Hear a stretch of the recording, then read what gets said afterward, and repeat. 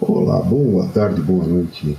Meu nome é Guilherme Zan e eu vim aqui falar para vocês um pouquinho sobre aplicações de nêutrons, aplicações especialmente de nêutrons produzidos em reator, mas de forma geral aplicações de nêutrons. Então, vamos lá, certo? Começar aqui. Então, nós vamos aqui falar para vocês sobre aplicações de reatores nucleares, ou do reator em si, ou dos nêutrons que ele produz. Certo? Meu nome é Guilherme Zan e eu sou do Centro de Reator de Pesquisas do IPE. Tá? Em São Paulo, vocês estão ouvindo falar. Então, vamos lá. Para que servem reatores nucleares? Né? Primeiro, deixa eu começar fazendo um merchanzinho básico do nosso reator. Tá? No CRPQ, a gente tem um reator nuclear, o EAG-1, e é um reator que foi inaugurado em 1957. Foi o primeiro reator nuclear a operar aqui na América do Sul, na América Latina, de forma geral. Ainda é o maior reator, um reator nuclear de maior potência entre os reatores de pesquisa no Brasil. E ele é, talvez, o único reator no mundo, um dos únicos, talvez o único, que permite que você faça esse tipo de visita. Porque é uma visita que é feita fora da época de pandemia, né?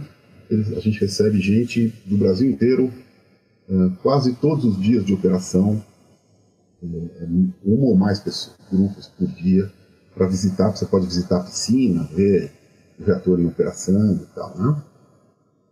E a gente tem um grupo grande de pesquisa, que faz pesquisas nas mais diversas áreas e tal. Eu vou tentar dar uma pincelada no que a gente faz e no que se faz fora do mundo que a gente não faz, tá? E outras coisas que... usos indiretos dos nêutrons também, vamos lá. Então, começando, dando uma pincelada, talvez isso seja um pouco básico, mas acho que é importante começar. Como funciona um reator nuclear? O que é essa tal de fissão? Porque ela libera energia. Se a gente olha aqui a curva de energia de ligação por nucleon, né, em função do número de massa, a gente percebe que entre o ferro e o zinco aqui você atinge um máximo. Significa que se você juntar dois elementos leves, dois núcleos leves, formando um mais pesado, você libera energia. Essa é a ideia de funcionamento quando alguém fala em energia, produção de energia por fusão nuclear, que ainda não funciona no mundo, não vou falar disso hoje, tá?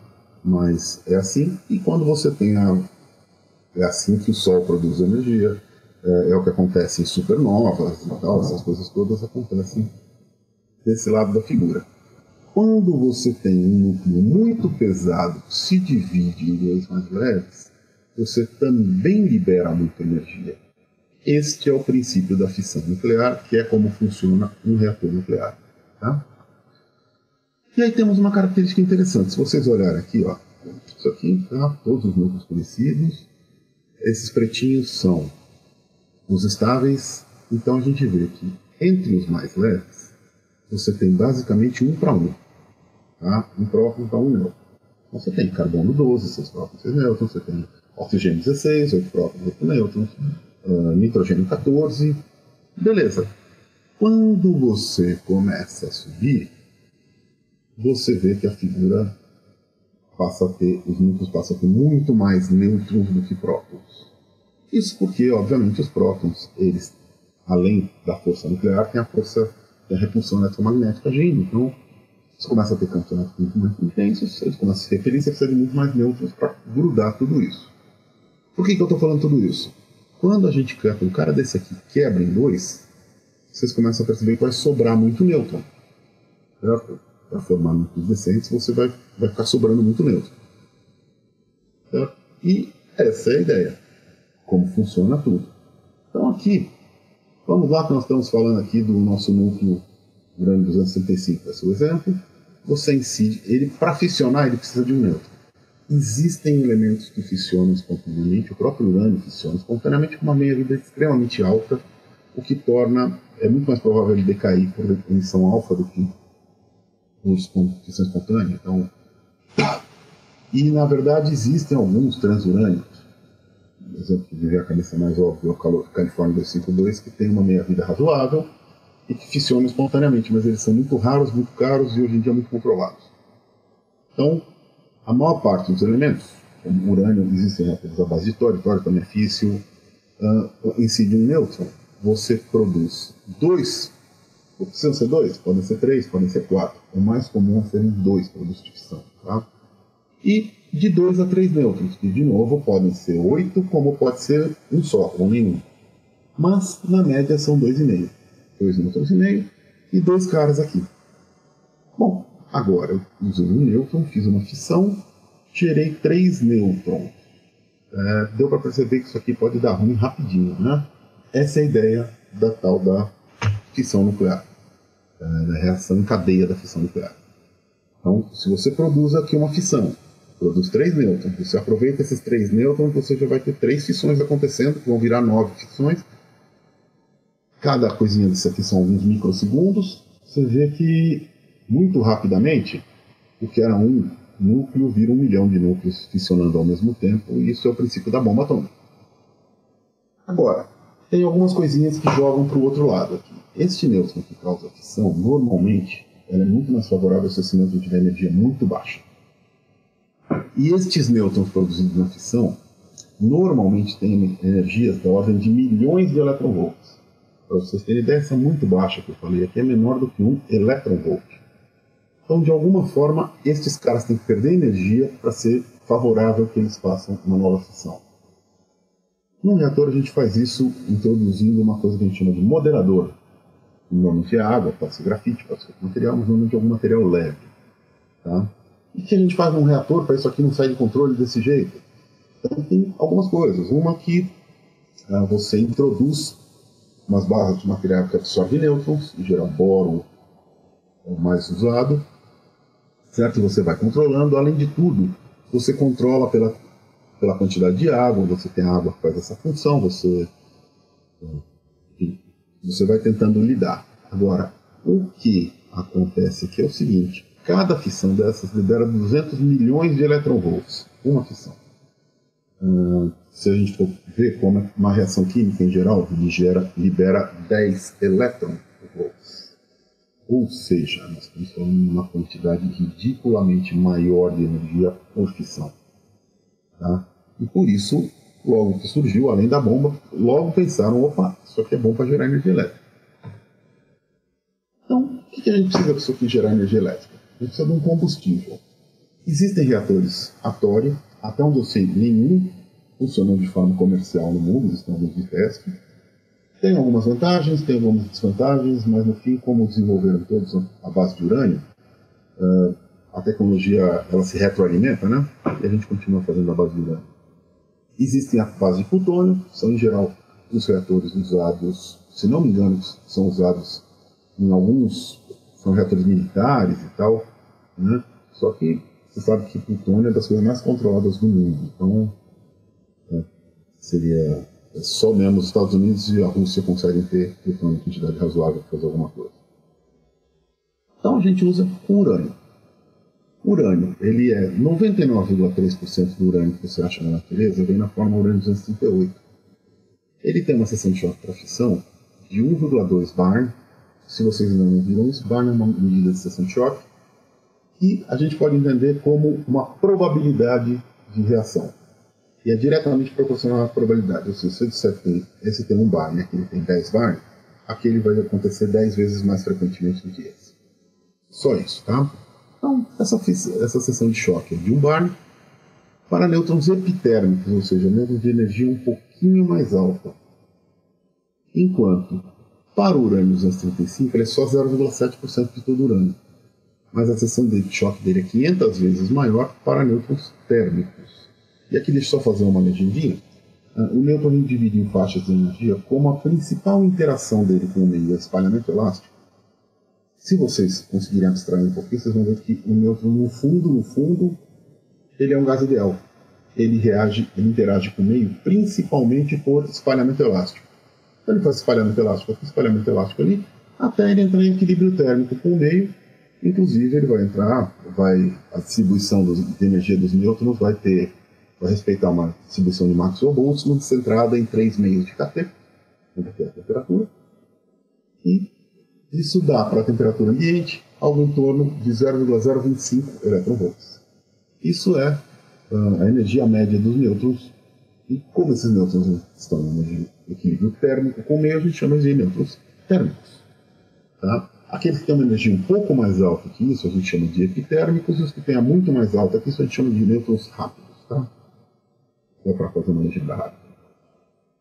Então, bom, o que a gente faz normalmente com os reatores? Existem exceções, mas na maior parte a gente usa urânio enriquecido, em 235, que quer enriquecer. No fundo, é você tirar 238 do seu urânio, para fazer com que, em vez de 0,7%, o seu urânio, o 235, seja, por exemplo, nos nossos reatores aqui, entre 4% e 10% de todo o urânio. Até 20% você pode ir. Acima de 20%, já começa a ser um material extremamente controlado, tá? Porque ele já começa a ficar, assim, vira muito sensível, porque fica mais fácil de você ter um uso militar disso. Ainda que, para bombas atômicas, você precisa usar enriquecimento acima de 90%. Tá? Então você vê que é muito longe daquilo que a gente tem aqui. Só uma legenda rápida. Então a gente usa isso em nêutrons térmicos. Então normalmente a gente faz, por algum método, a gente separa o urânio 235 do 38 até chegar em algo como 4%, 10% de urânio 235, e isso é o nosso combustível. Aí, bom, a gente já falou do nêutron, a gente já falou do combustível, vamos olhar quem são os produtos de fissão. Esses caras que são os grandes responsáveis pelo que o pessoal chama de núcleo lixo radioativo. Então a gente olha aqui, olha só, você vai ter estes caras aqui na faixa entre 90 e 100 de massa. Normalmente a gente sempre pensa no mais famoso deles, que é o estronço 90, porque tem 30 anos de minha vida, então ele vira um problema mais sério para gerenciamento. E aqui em cima, coisas entre 130 e 140 e pouco. Aqui os mais famosos são Césio 137, também meia vida em torno de 30 anos, e o iodo 131, que é muito famoso, porque ele é gás. Então, ele é a grande assinatura de um acidente. Se vocês assistiram Chernobyl ou alguma outra coisa a respeito do acidente, vocês sabem que tentaram ocultar o acidente, mas, de repente, surgiu uma nuvem de iodo 131 sobre a Escandinávia, e aí os caras não tinham mais como negar. O iodo 131 não é produzido de outro jeito. Então, certo? É o famoso Eureka, eu tenho a prova. Não teve jeito. Então, só para vocês terem uma ideia. Então, o que é um reator nuclear? Olhando aqui a cara dele, né? Reator nuclear, você tem essas barrinhas vermelhas que vocês estão vendo aqui, são o combustível, o elemento combustível, onde está a sua pastilhinha de urânio, onde está todo... Isso aqui é um reator de potência, cara. Roubei isso aqui, inclusive, da eletronuclear. Então, aqui está o combustível. Estas barrinhas aqui que vocês estão vendo são as tais das barras de controle, que eu falei, aquelas barras com material que absorve nêutron. Você insere um pouco mais, tira um pouco mais para manter a energia do reator sob controle. Se você insere muito, você desliga ele. Se você tira muito, ele pode subir muito rapidamente a potência. Tá? Isso tudo, num reator de potência, está dentro de um vaso de pressão de aço muito espesso, em que a ideia é você manter esta água aqui dentro a uma temperatura em torno de 130, 150, 170 graus. Até mais. Não vou chutar. É mais do que isso. Tá? Mas o importante é, esta água aqui, ela está entrando em contato direto com os nêutrons aqui. Nêutrons são muito bons de fazer reação nuclear. Então, você tem que assumir que tudo que passa perto dos nêutrons possivelmente vai ficar radioativo. Isso inclui a água e qualquer microimpureza que tenha na água. Então, esta água aqui, na verdade, ela recircula. Ela não é a que vai gerar energia elétrica. Nos nossos reatores existiam alguns reatores muito antigos onde isso não era verdade, mas por uma questão de segurança, o que acontece é o seguinte: isso aqui vai passar, aqui é uma serpentina, como serpentina de chope, ela vai passar e esquentar um segundo volume de água. Este segundo volume de água nunca entrou em contato com o núcleo, certo? Então essa água não é radioativa. Então essa água você pode tirar para todo um sistema de geração igualzinho ao de uma usina termoelétrica, a gás, a carvão, o que for, certo? E com a vantagem, como essa água não é radioativa, toda essa manutenção aqui pode ser feita sem nenhum tipo de perigo, certo? O único cuidado que tem que ser tomado é aqui dentro. Tá? Quando a gente fala em um reator de pesquisa, a gente não tem aquele vaso de contenção de aço. Por quê? Dois motivos. Um, que não precisa, a gente trabalha com a água, não é pressurizada, a gente vai trabalhar com ela a 40 graus no nosso reator. Eu acho que no reator de dentro, dificilmente ela passa de 45 graus, só não deixa passar disso. E essa água aqui, na verdade, ela passa a ter, neste reator, no outro reator ela tinha duas funções, a de refrigerar o núcleo e de pegar aqueles nêutrons de alta energia e baixar a energia deles, porque a água tem muito hidrogênio, e o hidrogênio é muito bom para fazer esse tipo de espalhamento com os nêutrons e baixar a energia deles. No nosso reator, no reator de pesquisa, ela tem uma terceira função também. Vocês estão vendo que aqui em cima não tem nada e tem um carinha? Vamos até mostrar a foto em que tem eu ali, como eu mostrei no começo, a gente na beira da piscina. A água também tem a função de blindagem. No nosso reator, o núcleo está a 9 metros de profundidade. Significa que 9 metros de água são mais do que suficientes para blindar a radiação e não sair nada de radiação. Assim, nada. Essa é uma quantidade mínima e absolutamente civilizada de radiação e você pode ficar aqui normalmente. Tá? Então, nos reatores de pesquisa, ela tem essa terceira. Tem um outro problema porque a gente não tem isso aqui tampado. A gente quer irradiar amostras do reator. Então a gente quer poder pegar aqui e descer a amostra até lá. Como é que a gente faz isso? No nosso reator, é uma cordinha mesmo. Você coloca ela dentro de um tubo e desce o tubo, coloca o tubo aqui embaixo, dentro do núcleo. Existe também um sistema pneumático, que aí sim vai por um... Você manda lá do laboratório, vem até aqui e volta. Né? Mas não tem problema, por quê? Porque você tem toda essa blindagem de água.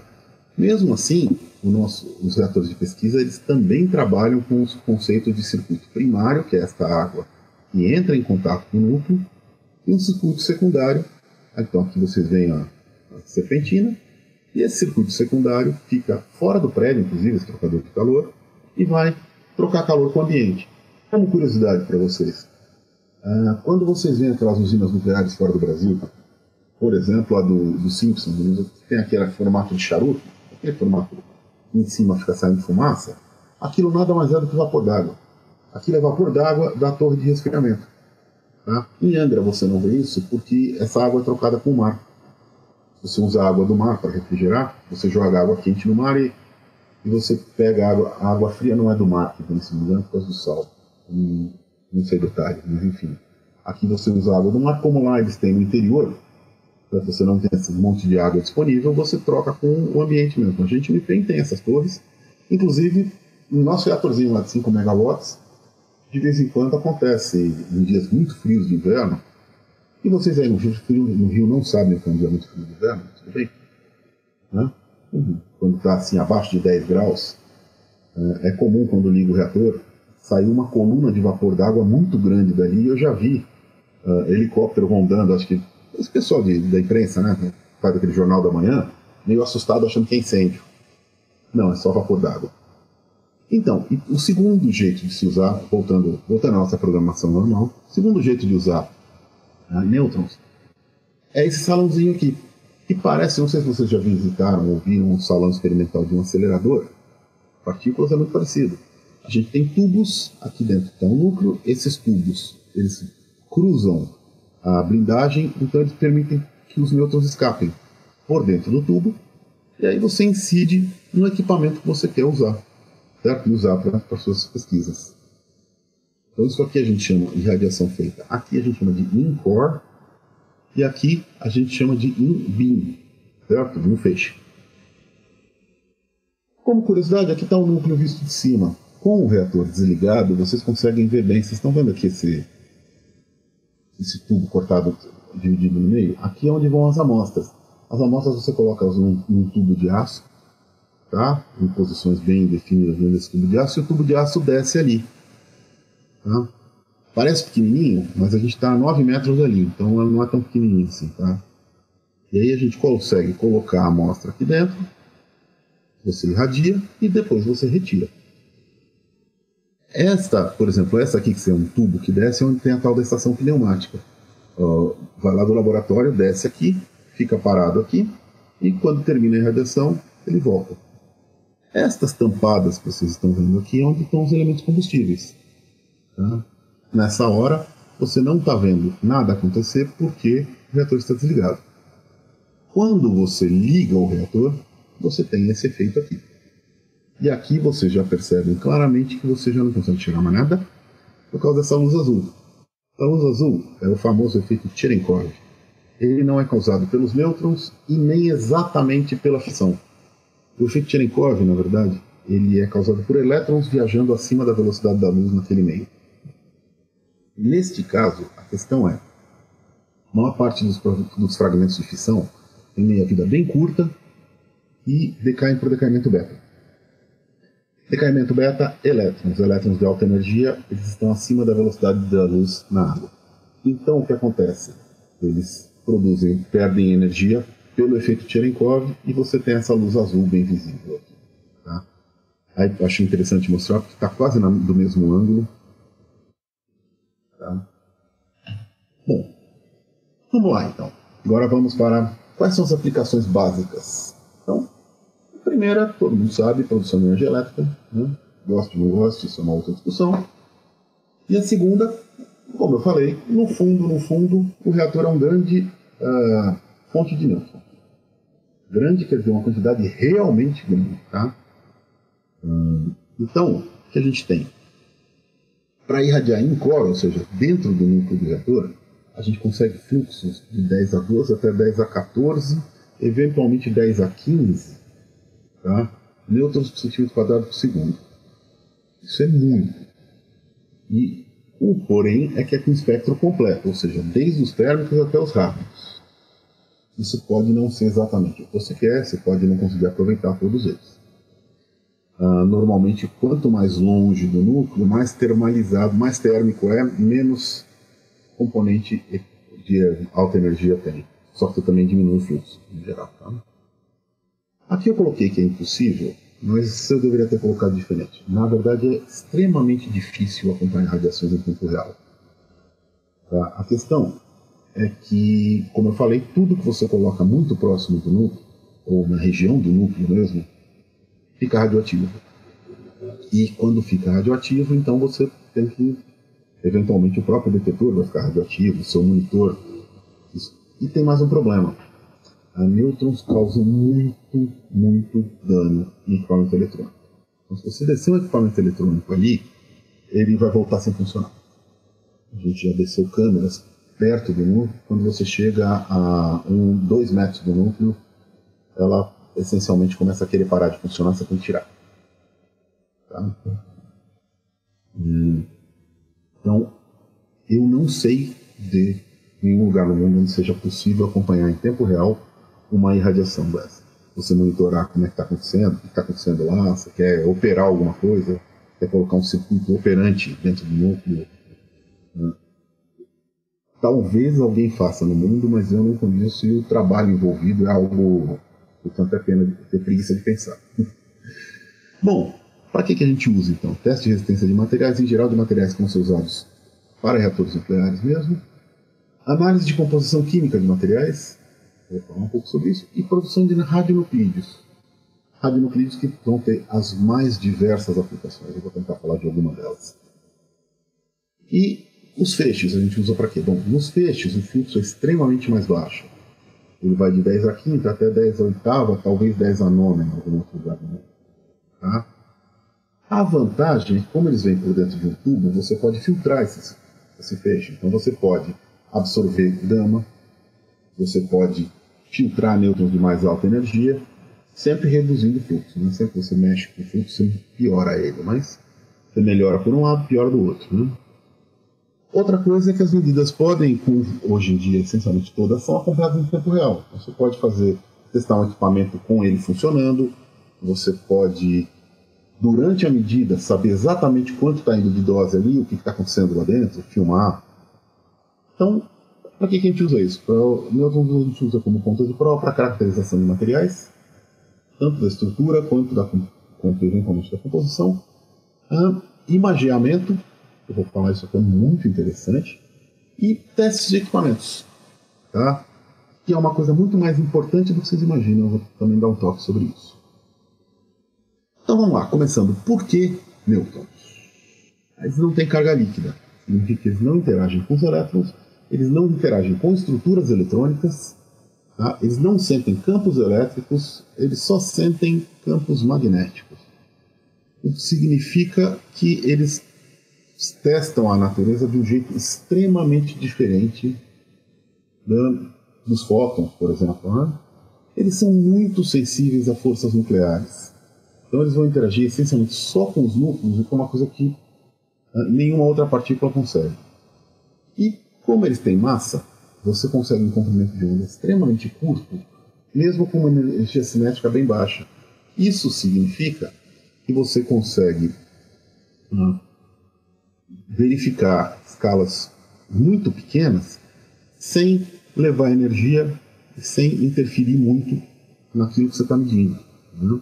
Então ele é bom para iniciar reações nucleares, estudar a matéria de uma forma única, como eu falei ali, e estudar campos magnéticos no interior de materiais sem sensibilidade para os campos elétricos, o que pode fazer uma diferença muito grande. Tá? Além disso, eles têm uma seção de choque muito boa para elementos leves, incluindo hidrogênio, que é sempre um capeta para determinar muitas coisas. E você pode estudar coisas na escala de picômetro ou nanômetro com baixa energia cinética, ou seja, com uma interferência muito menor no seu sistema. A baixa energia cinética eu quero dizer 1000 eletronvolt. Como que a gente consegue nêutrons? Bom, uma coisa que eu falei para vocês, né, que o nêutron tem uma seção de choque muito boa para espalhamento em todas as faixas de energia. Isso aqui é com hidrogênio. Ele tem em torno de 20 bar, em escala, uma faixa muito grande de energia. Então ele acaba se tornando, ele é um ótimo espalhador. É o que ele faz melhor. O hidrogênio, ele retira a energia dos nêutrons com muita eficiência, e o hidrogênio pode ser visto, porque ele espalha os nêutrons e tira os nêutrons do seu feixe, por exemplo. Né? Então, como é que se produz? Eles são produzidos sempre em reações nucleares. Como o nêutron não é estável, ele tem uma meia-vida, não me lembro agora se são 13 ou 15 minutos, tá? O nêutron essencialmente não existe livre. Então, para você ter nêutrons livres, você tem que fazer uma reação nuclear. Você tem que, de alguma forma, liberar eles ou produzir eles ali. Então, eles vêm de onde eles vêm? Raios cósmicos. Você tem muito nêutron, especialmente numa altitude como 21 metros, assim. Porque os raios cósmicos são partículas muito energéticas que vêm do espaço e que, de repente, quando eles chegam em contato com a nossa atmosfera, eles causam reações nucleares das mais diversas, produzindo uma série de partículas, inclusive os nêutrons. Então a gente tem muito nêutron vindo de raios cósmicos. Fontes tipo alfa-N. Vocês se lembram, foi assim, inclusive, que Chadwick descobriu o nêutron, né?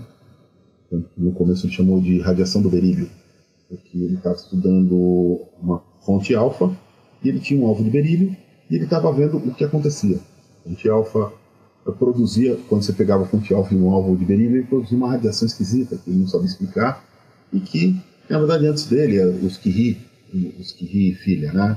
A Irene Curie e o marido, já tinham visto e não tinham entendido. Aí, na verdade, a grande graça do Chadwick é que ele entendeu o que era o radical do nêutron. Então, essas fontes a gente tem bastante por aí, essas tem várias aqui no Brasil, inclusive, fontes de ameriço berílio, plutônio berílio, rádio berílio, a mais comum é ameriço berílio. Tá? Só que a gente consegue uns fluxos da ordem, talvez, assim, estourando de 10 a 15 nêutrons por centímetro quadrado por segundo. Espectro completo. Reações tipo DD e DT, aquelas reações de fusão nuclear, você tem deutério com deutério ou deutério com trítio, né? Os isótopos de hidrogênio, acho que você sabe. Nessas reações, você produz bastante nêutron também. A gente tem, eles chamam de Compact Neutron Generators, geradores de nêutron compactos, tá? Que eles não são tão compactos assim, tá? Não pense em algo que cabe no seu bolso. É um troço que mais ou menos cabe numa sala, mas já é pequeno, bem menor que um reator. Também produzem fluxos da ordem de 10 a quinta até 10 a sétima, no máximo. Eu já vi gente falando que consegue mais, mas eu nunca vi dados objetivos que mostrem de fato que você chega a mais do que isso. É uma alternativa para quem pode ficar com um fluxo um pouco menor e não quer ter um reator nuclear, porque aí, na verdade, a vantagem do acelerador, isso aqui é baseado no acelerador, quando você desligou, acabou. Né? Você tem as fontes de spallation. Isso aqui é a grande moda do momento, certo? Hoje elas são o futuro, já tem algumas funcionando, que você consegue fluxos de até 10 a 18, ou seja, muito mais do que a gente consegue no reator. Esses fluxos colimados, e colimado significa, né, que eles estão apontados, eles não são isotrópicos. E você consegue também a fonte pulsada, o que é uma coisa absurda. Para medidas em feixe, é muito bom.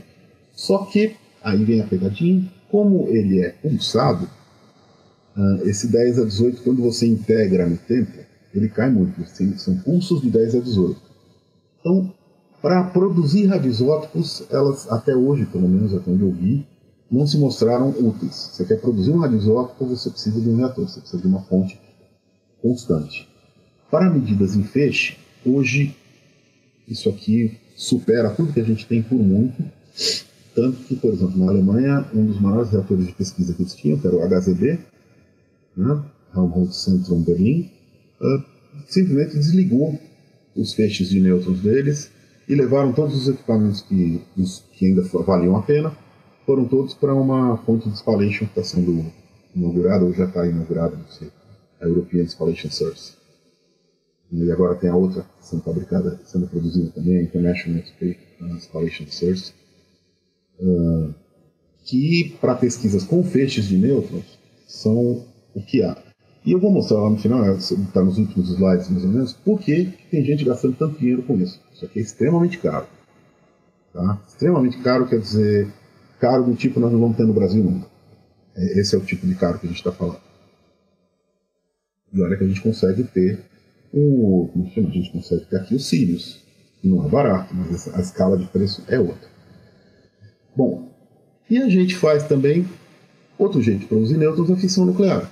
Então, como eu falei para vocês, existe o Californium 252, que é um transurânico com meia vida razoável, só que hoje ele está dificílimo de conseguir, porque hoje ele é extremamente controlado, sempre foi controlado, mas hoje chegou num nível impossível, e a meia-vida dele é curta, então, de alguns poucos anos, então o que tinha de fonte já decaiu. Então o que nos resta é os bons e velhos reatores de fissão, e eu vou falar deles principalmente. Tá? Então, neles, sempre, em qualquer uma dessas coisas, os nêutrons são produzidos com energias de MEV.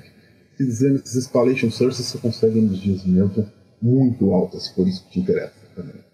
Num reator, a gente vai chegar no máximo a 10 MeV, porque é a energia dos nêutrons produzidos na fissão, não passa muito disso. Tá? Mas eles perdem energia muito rápido ao espalhar na matéria, especialmente se você tiver muito hidrogênio na matéria. Então, normalmente é isso, você vai ter uma fonte e você vai ter algum material em volta para reduzir essa energia do nêutron. E que cara tem, então, os nêutrons que saem no reator? Certo? Aqui você vai ver que eles têm isso aqui é uma maxwelliana centrada em 3 milhas de kT, então aqui é 0.025 eV. Certo? Mais ou menos isso, bonito. E aí você tem então esses aqui são os tais dos nêutrons térmicos. Aí você tem uma região em que você tem os intermediários e mais para frente você vai ter esses, na verdade, os nêutrons de energia, mas esses aqui são os nêutrons que são produzidos na fissão em si. Tá? Então, a componente térmica é muito intensa. Essa componente aqui em torno de 0,25 eV, 0,025 eV. Você tem uma contaminação de radiação gama muito grande. Então, se você não pode ter gama no seu experimento, você vai ter que dar um jeito de filtrar isso. Tá? Isso pode ser feito, você pode filtrar tanto a energia quanto o gama, mas você sempre vai perder intensidade fazendo isso. E a energia dos nêutrons pode ser ligeiramente trabalhada por métodos térmicos. Porque afinal, isso aqui tem equilíbrio térmico com o meio. Se eu esfrio esse meio, usando, por exemplo, nitrogênio líquido ou hélio líquido, eu derrubo muito essa energia média, né? A gente estava em 300 Kelvin, você cai para 30 Kelvin, você acabou de diminuir uma ordem de grandeza a sua energia média, né? Para subir em escala logarítmica, para subir é sempre muito mais difícil, né? É que nem na vida, descer na vida é fácil, agora subir na vida é um inferno. Então, na verdade, para subir a gente basicamente não faz, porque você precisaria, para ir ganhar uma ordem de grandeza, a gente teria que ir para 3.000 Kelvin, em que você já vai estar falando numa energia de 700 graus, em que vai ser difícil você ter um material que aguente, né? Então, é muito fácil baixar a energia do peixe usando método térmico. Usa-se muito. É o que a gente chama de cold neutron beam, ou peixe frio. Então, agora que eu já fiz uma introdução longa, que não é, vamos começar a falar do que vocês estavam aqui para ver. Para que a gente usa? Então, principal uso, produção de energia elétrica. Isso todo mundo conhece. O princípio da ideia: se a energia de ligação nuclear é uma 100.000 vezes maior do que a atômica, ou seja, a energia que você pode liberar quebrando um núcleo é uma 100.000 vezes maior do que a energia que você pode liberar quebrando moléculas, né? Ou seja, não precisa pensar muito para ver que isso aí tem um potencial para produzir muita energia com pouco combustível. Tá? Para vocês terem uma ideia, um pelletzinho de 10 gramas de óxido de urânio equivale a 1 tonelada de carvão, ou a 480 mil litros de gás natural, ou a 450 litros de óleo. Tá? Então vocês veem que é uma quantidade muito menor. Aqui a gente está falando em gramas, 10 gramas. Né? É claro que vai surgir problemas, mas a gente vai falar deles um pouquinho. A primeira usina nuclear, as primeiras usinas nucleares, o primeiro reator nuclear foi aquele de Fermi, que ele fez lá nos Estados Unidos, durante a Segunda Guerra ainda, né? Mas a primeira usina exclusivamente para a produção de energia, ou usada para a produção de energia, foi em Obinsk, na União Soviética. Hoje, eu esqueci de olhar se Obinsk hoje é Rússia ou alguma daquelas ex-repúblicas soviéticas. Né? Em Obinsk, em 1954. Tá? Então vocês veem que menos de 10 anos depois de acabar a Segunda Guerra, dos primeiros reatores nucleares serem feitos, já tinha gente usando eles para produzir energia elétrica. Hoje, ela responde por 10%, mais ou menos, de toda a produção mundial de energia elétrica. Bom, quando a gente fala em energia elétrica, energia nuclear, a primeira coisa que as pessoas pensam é em segurança, certo? Todo mundo acha que é muito pouco segura. No fundo, é um pouco aquela mesma coisa que você vê com viagem de avião. Né? Você fala, o que é mais seguro, viajar de carro ou de avião? Qualquer levantamento vai provar que é muito mais seguro viajar de avião do que de carro. Mas você não tem medo de viajar de carro e muita gente tem medo de viajar de avião. Por quê? Porque é algo que você não entende direito. Vai contra o seu senso comum. Você sempre... E a outra é porque você olha e fala, um acidente de avião mata 350 pessoas. Certo? Se a gente for olhar, acontece um acidente de avião desses de grande porte, 2 por ano. Acidente de carro, você morre mais de 300 pessoas por dia. E ninguém liga muito. Por quê? Porque trabalho de formiguinha, aquela coisa que você não vê. Aquela morte do dia a dia a gente não vê, né? A gente vê um grande acidente ou quando morre alguém famoso. Então, vamos olhar aqui. Só que as mortes, somando tanto as diretas de acidentes, como as indiretas pela poluição do ar e poluição de alimentos e tal. Claro, a gente vai olhar as termoelétricas, aquelas que partem do princípio da queima de material para produção, são de longe as que mais matam. Tá? 100 vezes mais do que todas as outras. Por quê? Por causa da poluição. E aí quando você vai nessas aqui, tanto a hidrelétrica, nuclear, eólica e solar, elas estão numa escala completamente diferente quando você leva em consideração tudo que se morre. Né? Lembrando que, claro, aqui na nuclear está somado tudo, tá? Desde Fukushima e Chernobyl até principalmente os acidentes em mineração, que é onde está o ponto fraco dessa história. Tá? Hidrelétrica, por exemplo, elas são super seguras, mas tem um outlier que muda muito essa média, que foi um acidente com uma usina, uma barragem na China que matou mais de 100 mil pessoas. Aí muda. Só que tudo está em mortes por terawatt, tá? Por terawatt-hora. Quando a gente fala, por exemplo, em emissão de gases de efeito estufa, aí não tem nem comparação, né? Quando você pega esses combustíveis fósseis, estão disparados, a biomassa ela está ali numa faixa ainda bem maior, a hidrelétrica é no mínimo 10 vezes pior ainda, porque as barragens causam o alagamento das barragens e tal, causa um impacto ambiental bastante significativo, ainda tem impactos que não estão considerados aqui, né? Como alagamento de terra fértil e tal. E aí, desses aqui, a nuclear, ela é a que tem menos emissão de gás de efeito estufa, lembrando que a gente está falando de toda a cadeia, porque durante a operação a produção de gás de efeito estufa dela é zero, como também da eólica e como também da solar.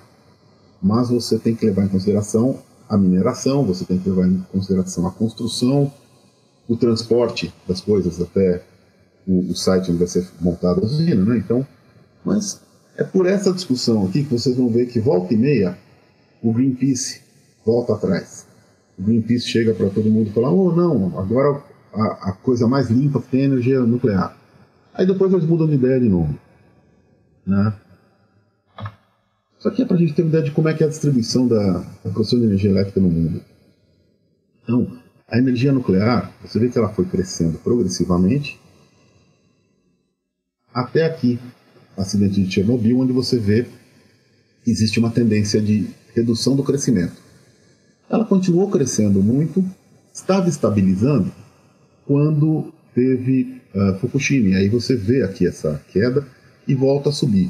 Hoje, na verdade, está subindo muito porque a China está crescendo demais, a quantidade de usinas implantadas, a Índia também, porque eles têm que, de algum jeito, entrar naquele protocolo de redução de emissão de carbono. O único jeito de fazer isso é nuclear. Deixando claro por que é só nuclear, né? Porque tanto a eólica quanto a solar, elas não são adequadas para você colocar na base do seu sistema, porque elas são sazonais. Você não pode virar para as pessoas e falar: olha, hoje não vai ter energia elétrica para vocês tomarem banho quente, nem para vocês ligarem seu computador, nem assistir televisão, nem carregar o celular, porque não teve sol, ou porque não ventou. Tá? Então, você tem que ter alguma coisa estável na base. Claro que você vai usar, e é muito bom que se use as outras para complementar. E inclusive é por isso que você já via aqui uma certa saturação, tá? E já tinha se atingido mais ou menos uma quantidade estável. Aqui começa a entrar essas outras formas de produção. Mas, na prática, a nuclear ela concorre ali na base com termoelétricas, que hoje são tudo que ninguém mais quer, né? E com as usinas hidrelétricas, que hoje, na verdade, são um problema, porque, além da questão ambiental, a maior parte dos grandes rios que eram fáceis de você fazer barragem e fazer uma usina, já foi feito. Então, hoje sobraram ou regiões que são ambientalmente muito sensíveis, Belo Monte, por exemplo, ou regiões que são muito difíceis, como aquela famosa das Três Gargantas na China, que tiveram que fazer 3 barragens para uma represa só, né? Então, olhando aqui, por exemplo, o Brasil, 3% da nossa energia elétrica vem do nuclear, das 2 usinas que a gente tem funcionando no estado do Rio de Janeiro. Na Argentina já é um pouquinho mais, 5%. México, 7%. Estados Unidos é o maior produtor de energia nuclear do mundo, tá? Só como eles também são o maior consumidor do mundo, então eles estão em torno de 20% vem de energia nuclear. A mesma coisa mais ou menos do Reino Unido. Na outra ponta extrema está a França, onde 77% da energia nuclear, da energia de origem nuclear. Isto porque nos últimos 20 anos eles introduziram várias fontes de energia, como eólica e solar, porque 20 anos atrás era mais de 90%. Tá? E aqui você vai ver vários países do norte da Europa, especialmente porque aqui também a incidência solar é menor, Eles usam muito eólico e tal, mas e nem sempre eles não podem contar com os rios líquidos o ano inteiro, né? O que também é um problema bastante sério. Enfim, essa era o que eu tinha a falar sobre produção de energia. Agora vamos falar sobre as coisas que vocês provavelmente pouco ouviram falar. O que a gente faz quando a gente irradia no núcleo do reator? A gente principalmente usa os nêutrons para fazer reações nucleares e tornarem as coisas radioativas. Tá? A gente faz isso para quê? Para produzir radionuclídeos para a medicina, produzir radionuclídeos para a indústria, para fazer análise por ativação neutrônica, que é uma técnica que eu vou explicar um pouquinho para vocês, é uma técnica analítica interessante. Pontos fracos, como eu falei para vocês, é difícil monitorar em tempo real, difícil do nível eu não conheço quem faça. Tá? E tem limitações físicas. O que eu quero dizer com isso? No nosso reator, por exemplo, existe um tamanho máximo. No nosso reator você pode irradiar dentro de um dessas duas cápsulas. Aqui a gente chama de coelho. Não me pergunte por quê, não entendi o porquê de coelho, tá? Mas enfim, em inglês é rabbit também, ou seja, a coisa vem de longe. Você pode irradiar dentro de uma delas, e esse é o tamanho que dá. Existem reatores no mundo em que você pode introduzir amostras de grande volume, que se chama de bulk irradiation,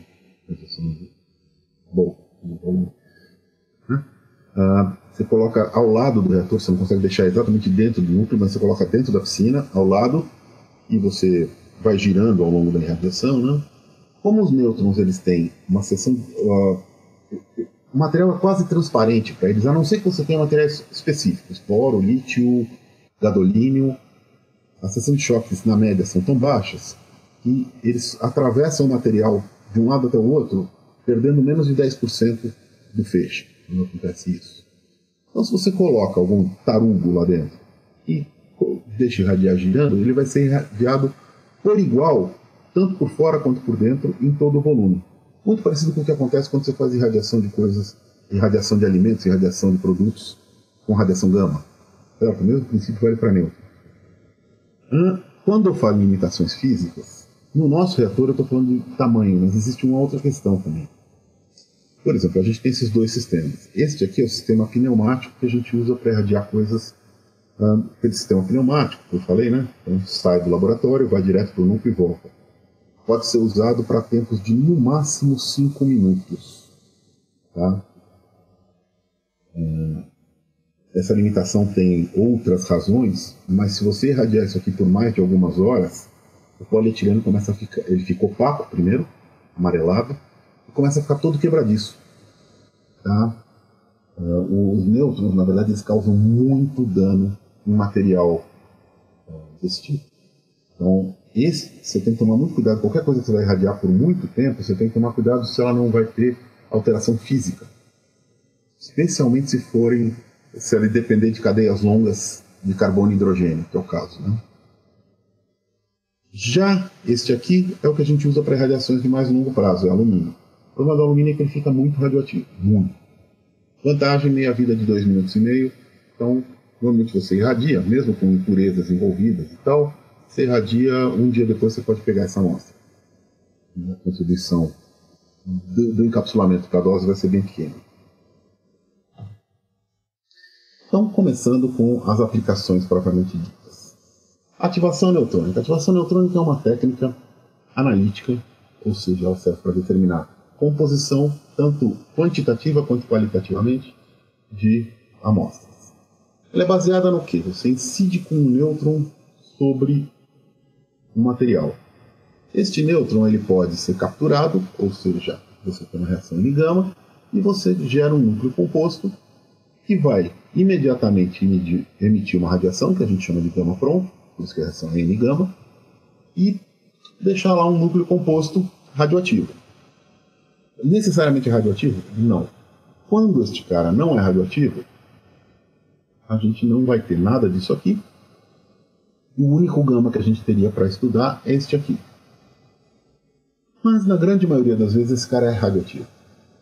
E ele decai produzindo alguém. Decai normalmente por beta-, que a gente está falando de núcleos ricos em nêutrons, né? Quando ele decai por beta-, ele produz, na grande maioria das vezes, um cara radioativo. De novo, se o beta- leva a todo, isso é o que a gente chama de emissor beta puro, ou seja, não existe emissão gama depois da radiação beta, acabou, não tem gama atrasado, você só tem esse gama pronto para olhar. Mas a grande maioria deles decai emitindo um ou mais radiações gama, e esse a gente chama de gama atrasado. A gente pode, então, estudar a composição da amostra. Tanto este gama pronto quanto este gama atrasado, eles são uma assinatura desta reação.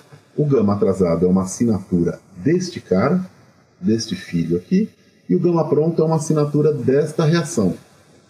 De qualquer forma, os dois são, se você sabe que você incidiu com nêutrons, os dois são uma assinatura deste núcleo aqui, da reação que envolve esse núcleo.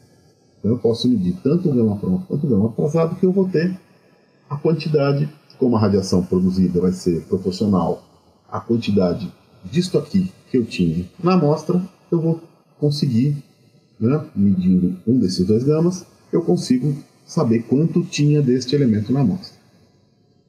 A questão é que este gama pronto, ele é emitido durante a irradiação. Então, para estudar isso aqui, aí o nome da técnica é Prompt Gamma Activation Analysis.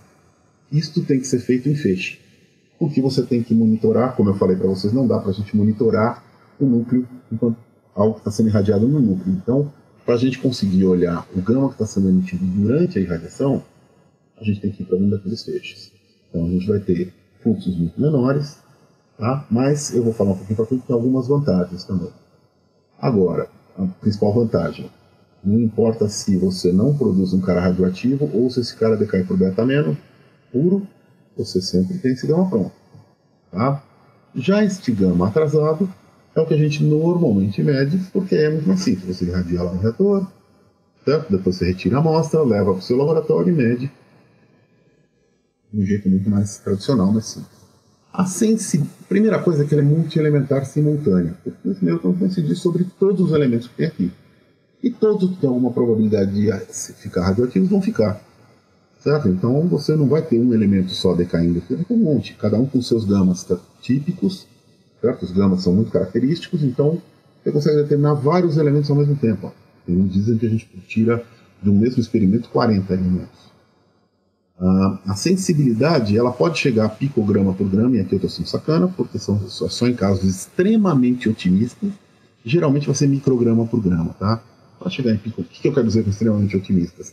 Coisas que tenham seção de choque muito alta para a reação e que tenham um tempo de meia-vida bom e que tenham um gama atrasado de energia, um gama atrasado muito intenso. Aí a gente consegue chegar em picograma por grama. Em geral, a gente vai ter micrograma por grama, o que já é muito bom. Tá? E a outra grande vantagem, talvez a maior delas, é aquela medida instrumental. O que quer dizer isso? Quer dizer que você não prepara a amostra. Tudo que você vai fazer é moer a amostra. Você vai pegar a sua amostra, seja lá o que for, e você vai moer ela. Se for uma liga metálica, eventualmente você nem moe. Tá? Normalmente você moe para homogeneizar, quando você está falando em material biológico, material geológico, pedra e tal, porque ela não é homogênea em si. Então você precisa homogeneizar, porque senão você pode ter pegado justamente aquele pedacinho que era mais rico em alguma coisa. Né? Quando a gente fala numa liga metálica, com frequência isso não é nem isso é necessário. Só corta um pedacinho. Porque as ligas metálicas são mais homogêneas naturalmente. Né? E por conta disso, certo? Como você não precisa preparar a amostra, você não precisa fazer digestão da amostra, você não precisa fazer ataque químico da amostra, nem nada disso. E são todos esses passos, qualquer passo que você faça de preparação de amostra, você está introduzindo incertezas na sua medida. Certo? Então, como a medida instrumental, ela é aceita como método primário pelo IUPAC. O que é uma grande coisa. É uma técnica que tem pouca chance de dar muito errado. Tá vendo que ela não sirva para tudo, o que ela faz direitinho. As limitações, ela não identifica a forma química, a gente está olhando núcleos. Então, por exemplo, para o povo que está preocupado com poluição por mercúrio, efeitos biológicos do mercúrio, faz toda a diferença se esse mercúrio está na forma metálica ou na forma de metilmercúrio. Para quem estuda a biodisponibilidade de ferro para alimentos, por exemplo, faz toda a diferença se ele está na forma de ferro 2 ou ferro 3. Aqui eu só sei que tinha mercúrio ou que tinha ferro. Tá?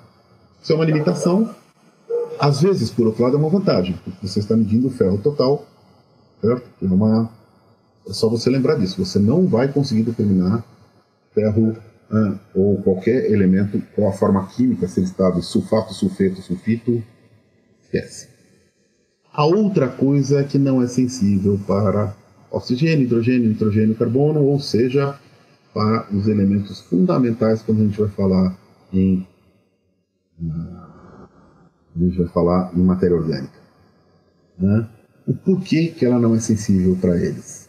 Porque praticamente em todos eles, aqui você produz um cara, para todos eles na verdade, aqui você produz um cara que é estável. E isso vira, você não tem o gama atrasado. Ou seja, estas coisas podem ser medidas por gama pronto. Tá? A gente está até com um projeto no nosso reator, para a gente fazer uma linha para medir por gama pronto. Ela é muito mais complicada. Como eu falei, a gente vai ter um custo muito mais baixo, mas a gente tem essa vantagem. A desvantagem é que é muito mais chato de medir, não é uma coisa tão simples que você irradia. Quando a gente manda para irradiar, a gente manda 12 amostras ao mesmo tempo. Quando a gente vai montar no sistema de gama pronto, é uma amostra por vez. A amostra vai ter que ficar lá alguns minutos, aí sai, entra outra, sai, entra outra. Minutos não, eventualmente uma hora, né? Então rende muito menos, mas tem essa grande vantagem. Aqui só para ter uma ideia, então essas coisas que estão nesse azul acinzentado são as que a gente não determina. Como vocês veem, como eu falei, todos esses elementos leves, alguns desses da região do polônio, do rádio e tal, e os transurânicos todos. Tá? Agora, os que estão indo para o lado contrário, que estão em amarelo escuro, quase laranja aqui, esses aqui são os que a gente determina no dia a dia, sem nenhuma dificuldade. Tá? Vocês veem que tem uma coleção enorme de núcleos que a gente determina com facilidade, tá? Com ênfase para vários desses terras raras, praticamente todos, as terras raras de maior interesse. Tá? Vários desses que a gente chama de elementos da... como que se chama? Elementos da região da platina. Não é exatamente esse nome, mas esses elementos próximos da platina aqui. Quase todos os metais de transição, elementos tóxicos, e esses que estão em amarelo mais claro, não, eles também são fáceis de determinar na maior parte das vezes, com raríssimas exceções, mas a questão só é que, na verdade, você precisa fazer uma medida só para eles, você não consegue fazer junto. Vocês têm a vida muito curta, então você tem que irradiar naquele sistema pneumático e não no outro. Tá? Desses, por exemplo, para ter uma ideia, cloro eu já determinei, enxofre eu já determinei, alumínio eu já determinei, cobre, titânio, cálcio, magnésio. Eu não sei porque que o vanádio está em azul, porque eu também já determinei. Tá? Eu acho que tem um errinho aqui. Mas enfim, é isso. Você vê que a maior parte da tabela periódica a gente consegue determinar, com esta exceção extremamente pesarosa, né? Enfim, para que a gente usa isso? Como eu falei, a ativação neutrônica, você só vai moer. Então, a amostra vai ser homogeneizada, moída. Então, essencialmente, você não tem interferência da matriz naquilo que você está medindo. O que significa que a gente pode determinações você pode fazer desde solo, sedimento, meteoro, a gente já fez com meteoro, a gente fez uma recentemente, até material biológico, água, a gente tem feito com água, poluição do ar. Então, o que a gente faz é determinar elementos tóxicos, principalmente é isso aqui, tóxicos essenciais, solo, sedimentos, tecidos biológicos, alimentos, a amostra de poluição do ar também, que a gente tem vários métodos para você não pode pegar o ar em si, a densidade é muito baixa, poderia, mas a densidade é baixa demais, mas você usa normalmente papel de filtro e você deixa exposto para depositar, ou você usa algumas plantas que tem como característica, eles chamam de biomonitores, elas têm como característica filtrar muito ar, né? Também para a água do mar se usa o mesmo princípio. Determinação de terras raras em diversas matrizes, né? Inclusive em minério, às vezes as pessoas querem saber, a gente consegue com sensibilidade muito boa para essas coisas, então saber quanto tem de algum dado metal no minério, algum dado terra rara no minério que eles trazem. Só que é muito interessante que você determinar a composição, esses elementos traço, em cerâmicas arqueológicas e Você faz a amostra também as regiões de onde se coletava cerâmica, a argila na região, né? E aí você consegue determinar pela composição, com frequência, alguns elementos desses. Faz uma análise estatística caprichada e você vê que alguns elementos fazem uma espécie de assinatura. Então você sabe de onde veio o barro que fez aquela cerâmica, e você consegue com isso também traçar diversas rotas de comércio da região. Você consegue saber quem é que... Você tem uma noção de quem é que coletava argila naquela região para fazer cerâmica. Se essa cerâmica é encontrada num outro lugar, você começa a falar, bom, então tinha troca de comércio aqui, né? Um trabalho bem interessante. E a outra coisa que a gente faz bastante também, existe um método de datação que chama Electron Spin Resonance. Quando você vai estudar o material, você vai estudar, na verdade, danos por irradiação que ele sofreu, e aí você, sabendo a taxa de dose a que ele estava exposto, você sabe a idade. E a taxa de dose vai depender dos raios cósmicos, e aí eles têm um jeito de determinar, e da concentração de materiais naturalmente emissores de radiação, que são principalmente a família do urânio, a família do tório e o potássio 40. Então o que acontece? Você pode, como eles são naturalmente radioativos, você pode determinar diretamente a radiação. Só que, ao fazer isso, você tem uma incerteza bem mais alta.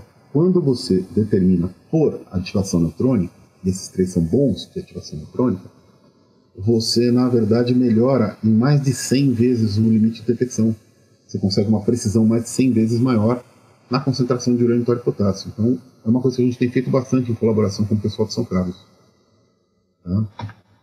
Enfim, isso é o que se faz com ativação neutrônica, entre muitas outras coisas. Se o pessoal que trabalha com isso me visse, ia querer botar mais um monte de coisa lá na lista, mas acho que deu para dar uma ideia.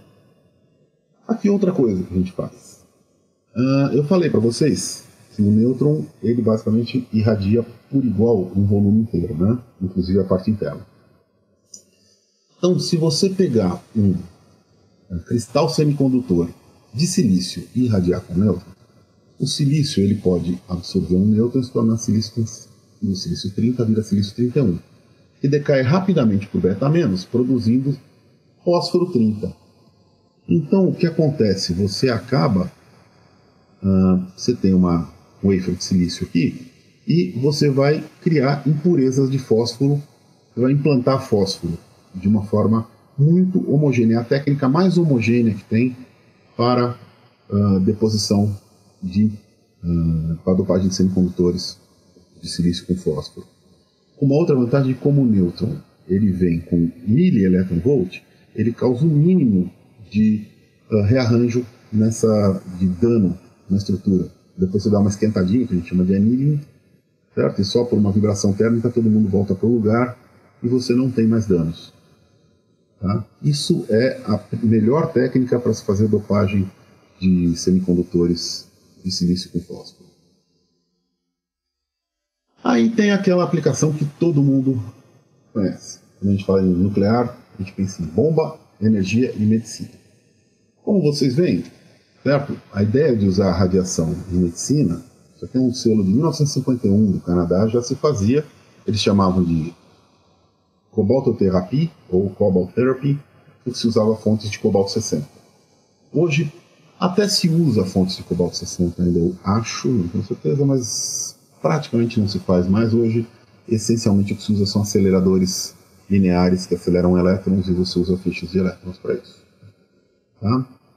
Mas quais são as principais fontes que a gente produz para uso em medicina e eventualmente não só em medicina? Samário 153. Ele é muito usado, por exemplo, como paliativo para dor óssea em quem tem tumor ósseo. Tá? Isso aqui a gente produz aqui no PEN, e inclusive durante essa pandemia a gente tem operado uma vez por mês o reator para produzir esse samário para o pessoal da medicina. Porque esse aqui não dá para importar.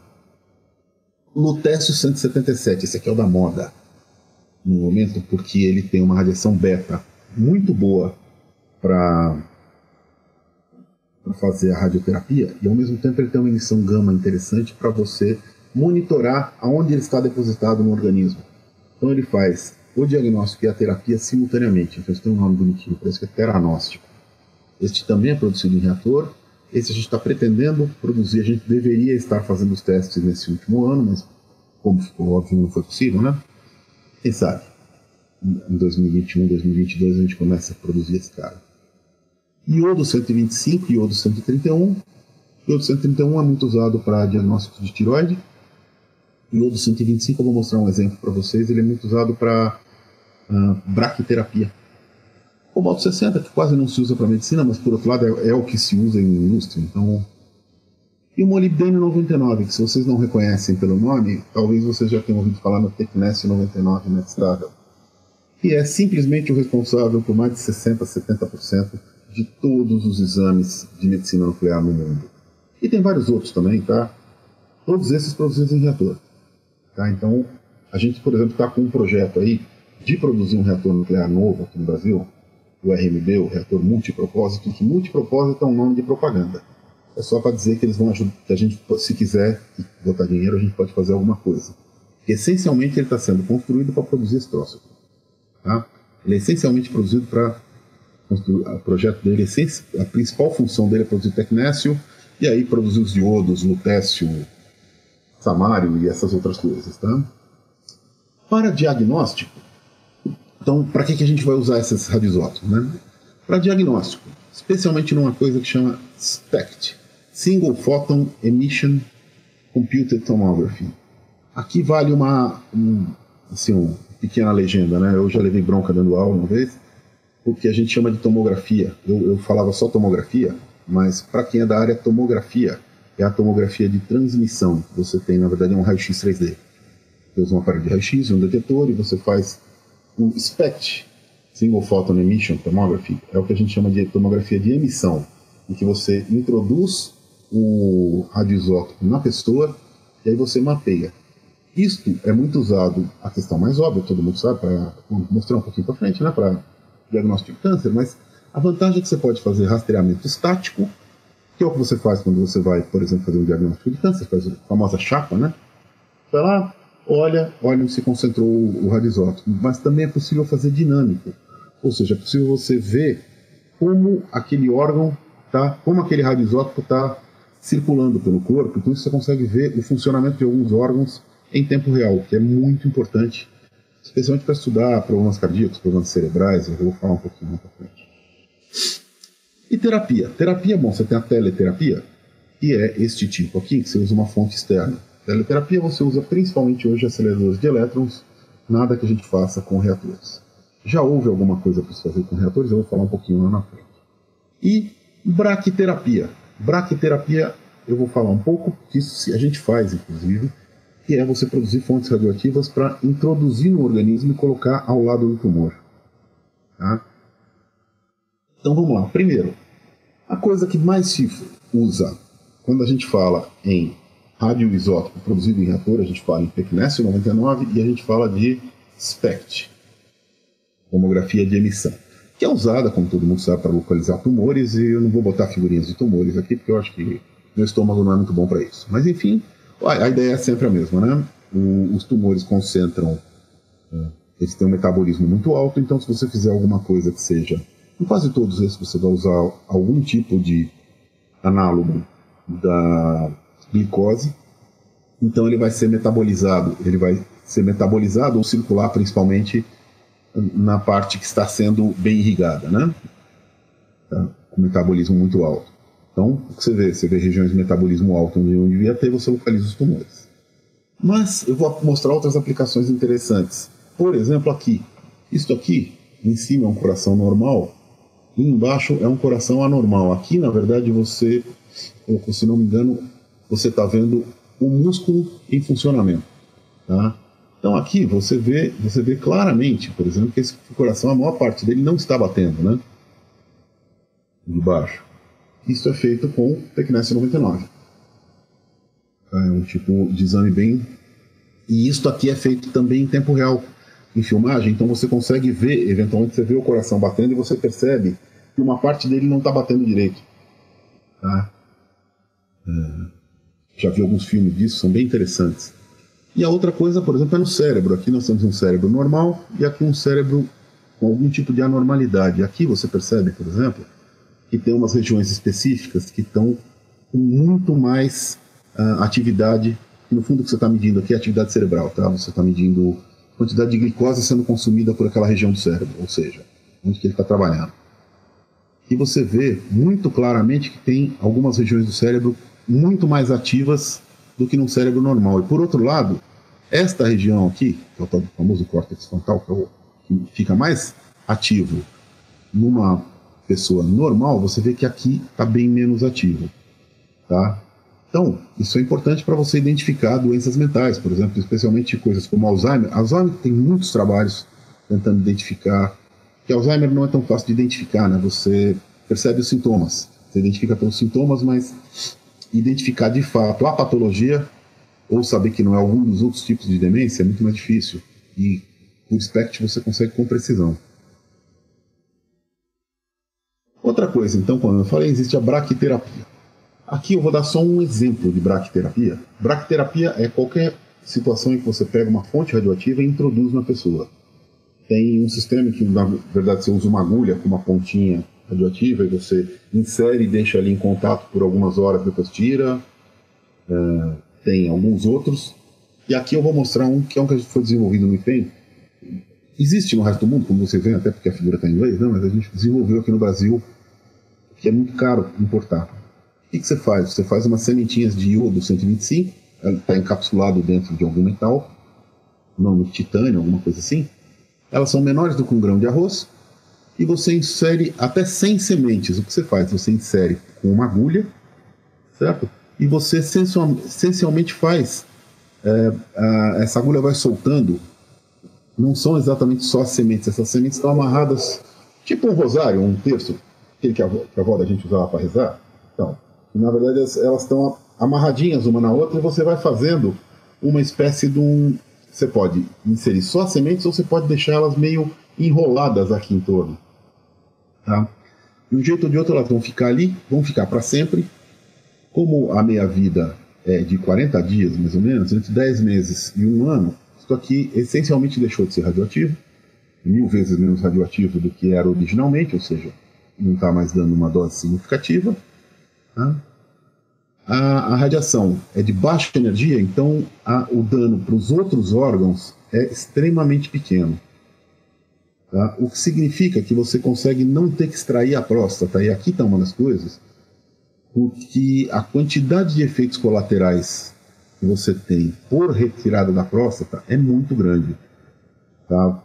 É bem comum impotência e é muito comum mesmo incontinência urinária. Eu mesmo conheço não é nem um senhor, ele tem uns 10 anos a mais que eu, teve problemas sérios, tá? Porque ele teve que retirar a próstata. Então, o fato de você não ter que retirar a próstata pode ser uma vantagem monstruosa. O paciente não fica internado, porque isso aqui é uma laboratorial, você só insere e deixa, e a eficácia ela é de mais de 80%. Ou seja, muitas vezes, na verdade, você faz uma teleterapia primeiro, para reduzir o tumor, e depois você você usa sementes para cauterizar, essencialmente, o lugar, né? Então você baixa muito o índice de problemas e você baixa demais a dose que o resto do organismo vai tomar. Né? De novo, esse iodo 125 é produzido em reator também, tá? Uma outra coisa que a gente faz é produzir umas amostras. Você produz radioisótopos que vão ser usados para estudar a estrutura interna de materiais. Então, uma técnica que a gente faz bastante lá, você pega algum núcleo de prova radioativo e você insere dentro de um cristal. Hoje, na verdade, usa-se também grandes macromoléculas como proteínas, DNA, dá para fazer, mas tradicionalmente era em cristais. Você insere e esses elementos eles têm como característica decair pela emissão de 2 radiações gama simultâneas, com uma meia-vida no estado intermediário de um tempo adequado para isso. O que eu quero dizer adequado? Ele vai emitir o primeiro gama, só que ele está precessionando por causa do campo magnético da região onde ele está exposto dentro do cristal, e campo elétrico também. Então, na verdade, ele vai emitir um gama e ele vai precessionar um pouquinho antes de emitir o outro. Então, se você mede isso ao longo do tempo, você consegue ver a dependência temporal dessa emissão e você consegue determinar as componentes de campo elétrico e magnético da região onde essa sonda foi inserida. Tá? Você também, e é muito feito isso, inclusive, por exemplo, você varia a temperatura deste material, tá? E você consegue ver as mudanças de fase.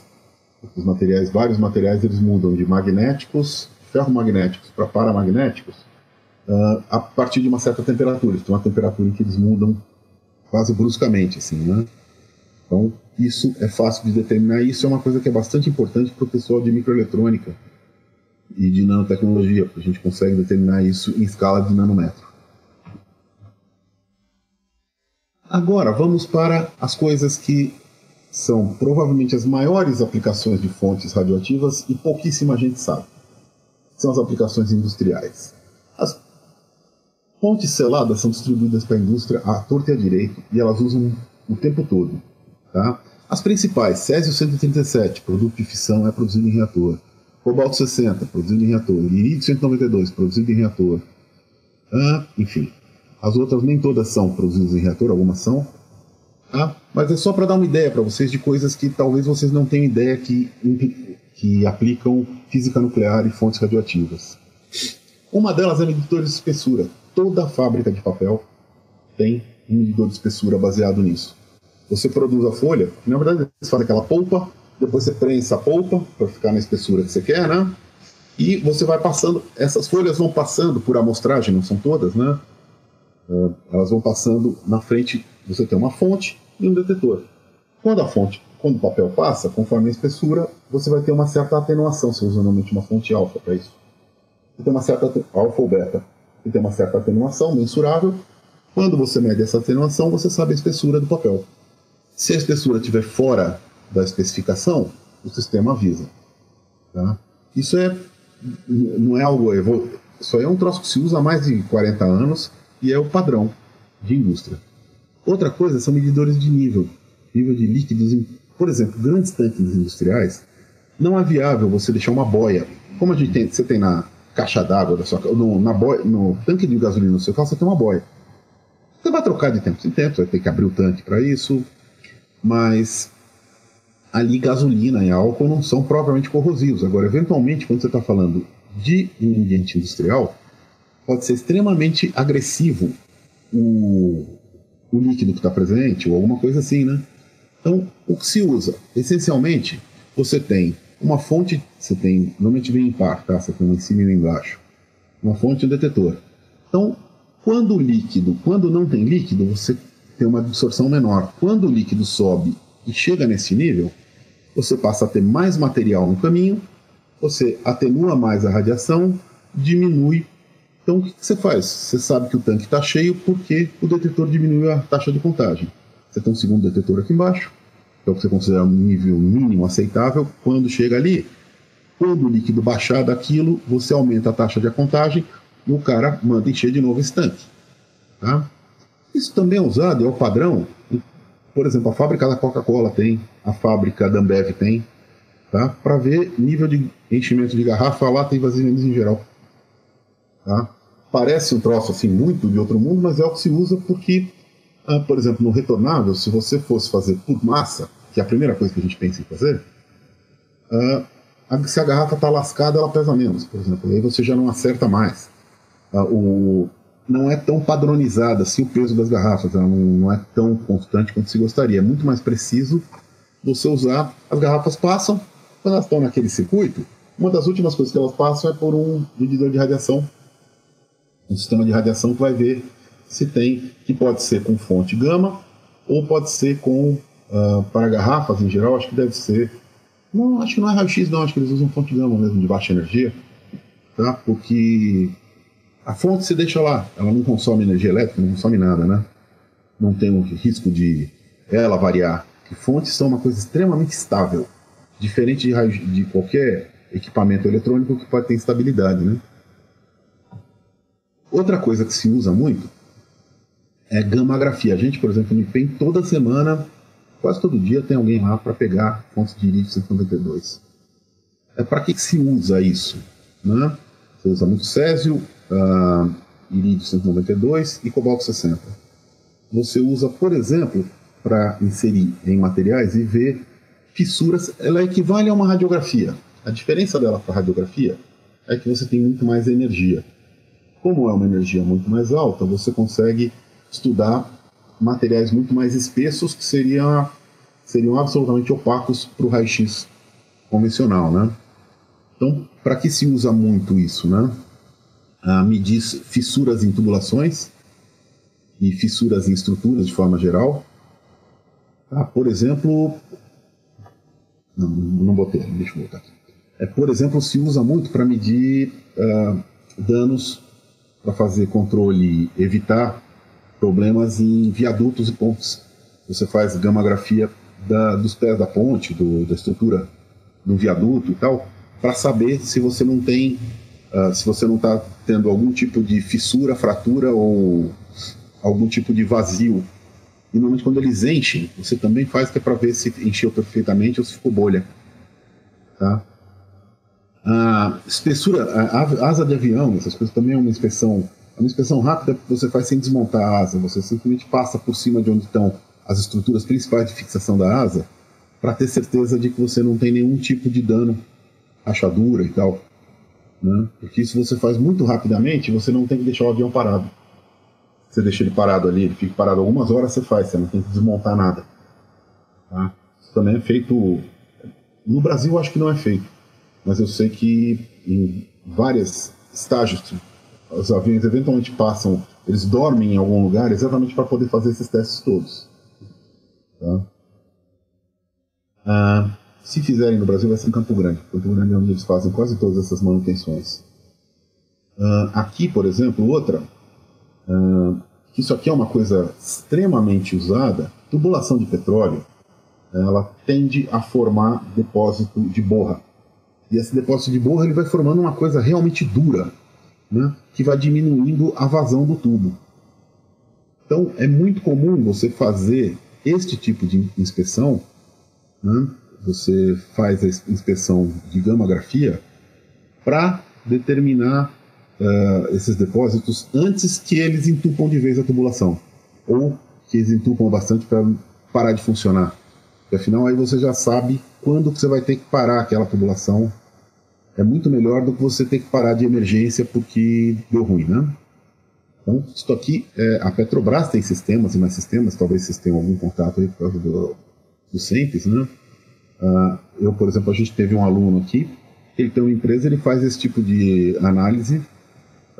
Ele estava saindo, ele teve que adiantar um seminário e tal, porque ele ia para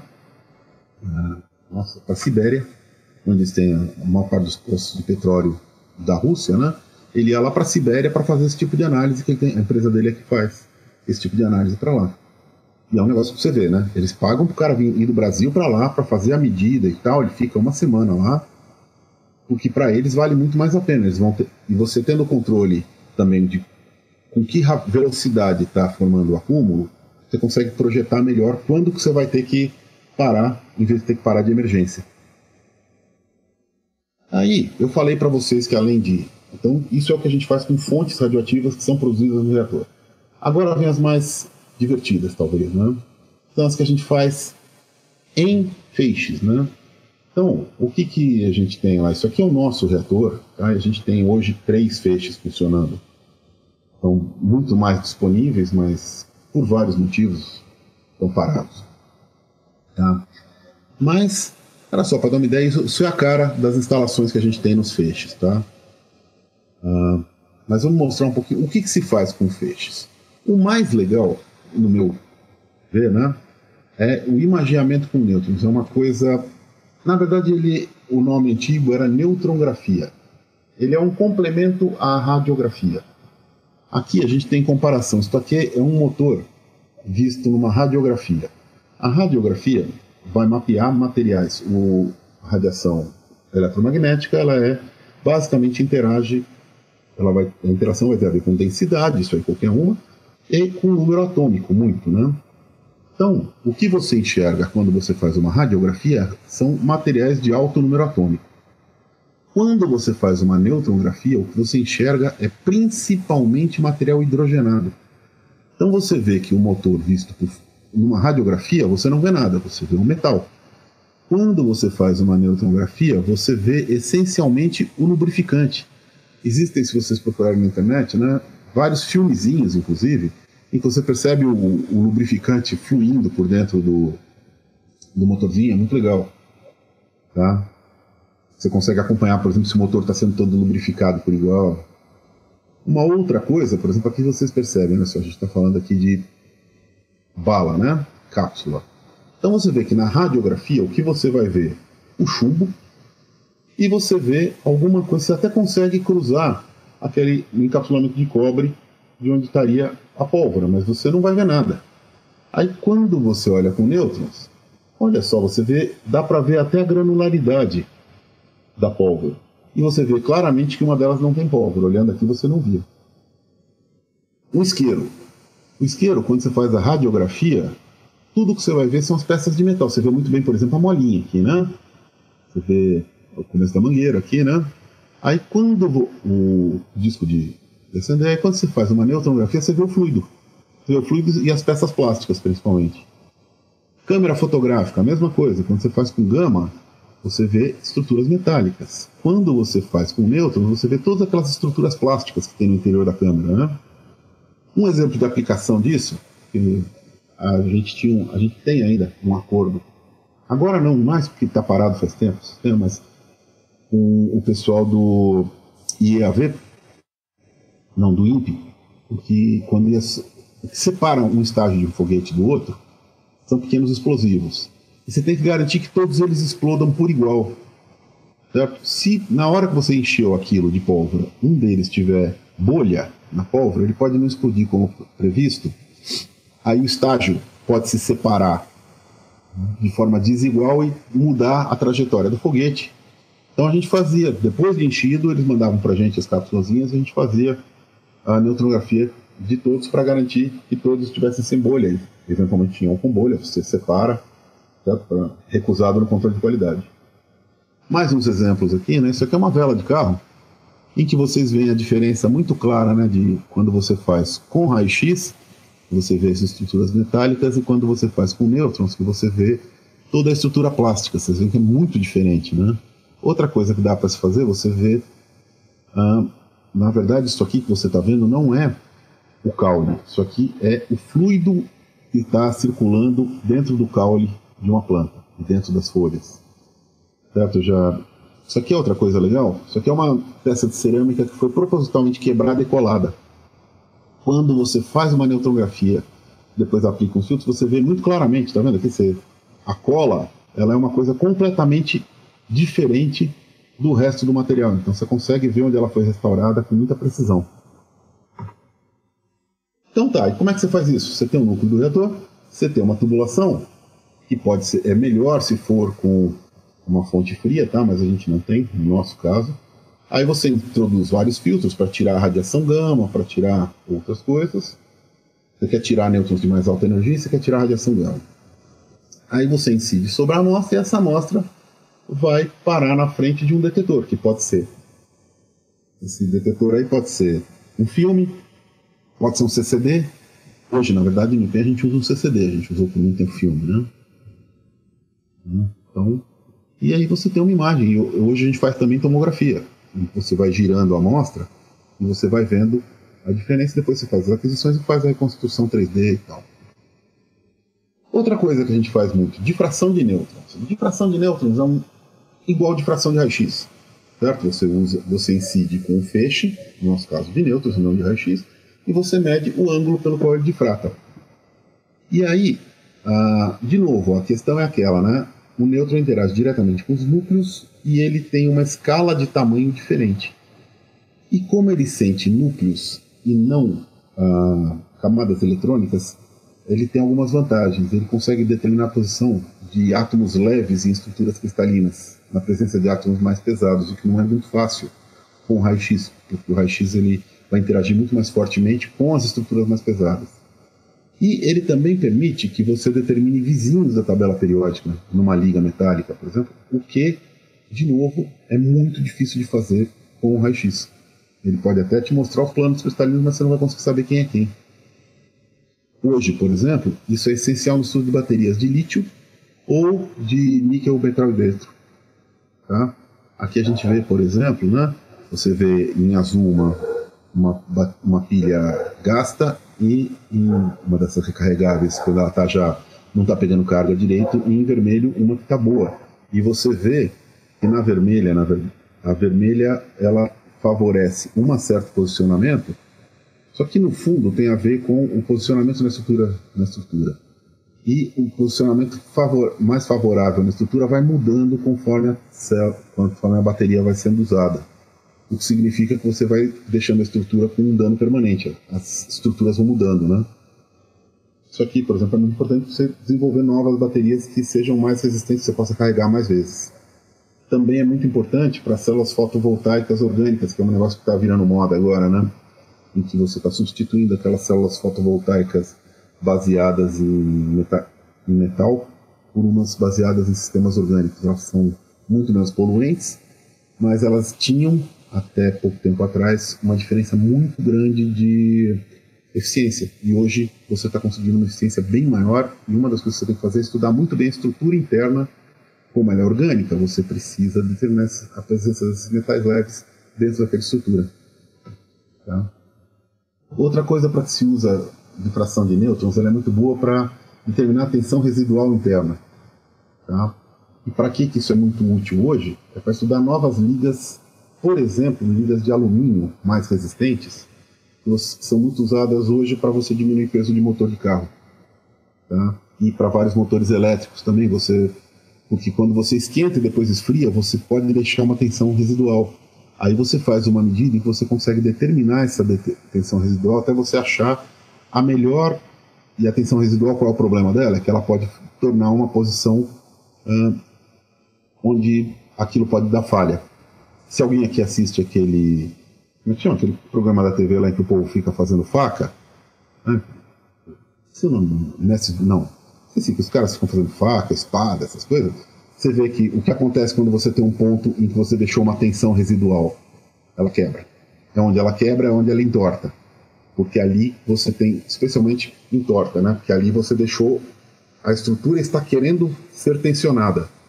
Primeira força, às vezes você aplica uma força nesse sentido e ela torce para cá, porque você não quer que isso aconteça no motor de carro. Então o que você faz? Você vai ter que, na verdade, você faz um troço, você faz o bloco e tal, você faz aquela liga e você fica estudando como produzir a liga de forma a deixar o mínimo de tensões residuais para que aquilo não tenha danos durante o funcionamento. E tem mais coisas que dá para fazer, tá? Isso aqui é mais ou menos um esquema de como é um arranjo de difração. Então, normalmente você precisa de um feixe monocromático. Então, o que você faz? Você tem a sua tubulação e você insere aqui um cristal, um monocristal que vai difratar nêutrons, fazer uma primeira difração, só que ele vai difratar só nêutrons de um comprimento de onda bem específico, né? Porque ele é um monocristal, como difração de raio-x, como um prisma. Aí o que você vai fazer? Você vai pegar isso aqui, você vai passar ele, você vai incidir numa amostra, e aí aqui vai acontecer a difração que te interessa, e você vai, uma série de detetores em volta, ver para onde está acontecendo a difração e tal, e aí você estuda um difratograma. Também é usado, por exemplo, para determinar fases cristalinas, e razão entre fase amorfa e fase cristalina. Em algumas amostras tem várias fases. Estudar estruturas magnéticas, como eu falei, o nêutron é sensível a campos magnéticos, né? Você pode estudar estruturas magnéticas dentro de cristais, dentro de algumas outras estruturas, né? E sabe-se lá, porque no momento essas aplicações aqui são principalmente as que estão fazendo o povo gastar muito dinheiro para fazer aquelas spallation sources. Tem interesse de física nuclear, tem interesse de outros tipos de física, mas a indústria bota muito dinheiro porque eles querem esse tipo de coisa. Tá? Essas coisas que eu mostrei agora, hoje são... No Brasil não, claro, mas é só vocês verem, mesmo no Brasil a gente tem o Sirius, que é raio-x. Né? No fundo, se alguém não sabe, uma fonte síncrotron no fundo é uma grande fonte de raio-x. Raio-x de grande precisão e tal. No fundo, eu acho que metade do uso do Sirius era em coisas aplicadas na indústria. Tá? E esses sistemas de nêutrons, especialmente difração de nêutrons e neutronografia, o grande uso, A gente tem muito uso na área acadêmica, mas existe muito interesse do pessoal da indústria. É uma coisa assim. Tá? Aí mais algumas coisinhas que a gente faz. Surgiu uma época a ideia de fazer uma terapia por captura neutrônica. Qual era a ideia? O boro 10 tem uma reação N-alfa que tem uma seção de choque. Você lembra que eu estava falando de seção de choque de 1 bar? 500 bar era muito alta, são 3.000 bar. Ou seja, é muita seção de choque. E produz um alfa que tem um alcance na matéria de alguns microns. Ou seja, ele vai ser produzido dentro da célula e vai morrer na própria célula. Ele vai matar aquela célula sem danificar quase as vizinhas. Então isso seria sensacional se você tem algum fármaco que se injeta na pessoa, formado em...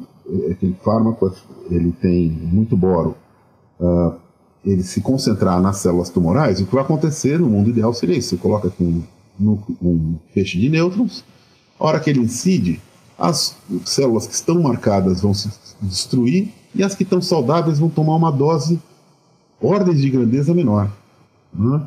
Então a ideia é sensacional, ela foi pensada já nos anos 50, 60, mas ela na verdade levou um tempo para pegar no tranco. Lá para os anos 70 começaram a fazer mais estudos, e lá para os anos 80, 90, especialmente nos anos 90, virou uma febre.